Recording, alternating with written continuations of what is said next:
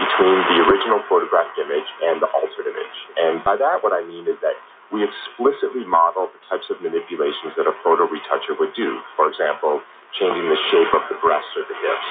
And we can model that mathematically.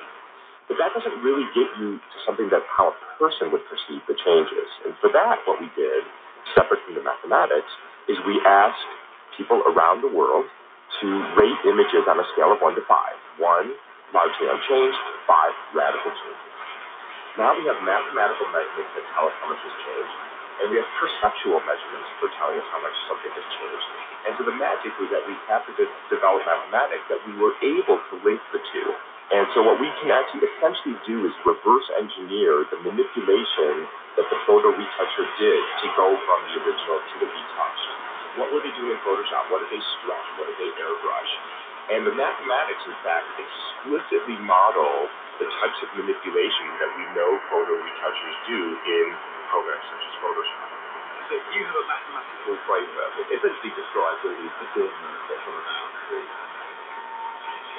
So I guess there are just numbers of people. They don't use with an army of human volunteers. That's why you brought humans in there. That's exactly right. Human perception is an incredibly complex thing.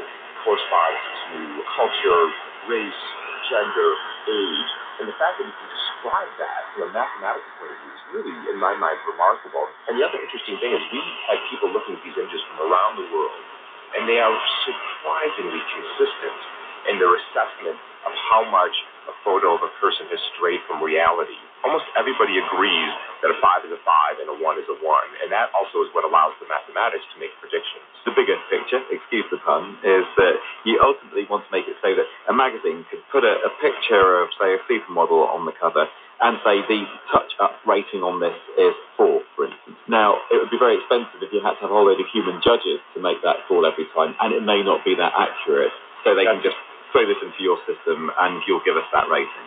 That's exactly right. I should also say that there's another use for this technology beyond the legislative, which is we would like to build this technology directly into Photoshop and in real time give the retoucher feedback as to what their manipulations are doing to the photograph. If you've ever altered photographs, you know that it can really get away from you very quickly. You do one small manipulation and another small manipulation, but a half an hour later, you have complete fantasy on your screen. And so one of the benefits of this technology is that it can inform the retoucher as to how far from reality they have actually strayed. That's Hani Farid. So the all-important human component then informing what he's doing with his software. Yeah, and fascinating research data there that he said people around the world all make... I'm subjecting my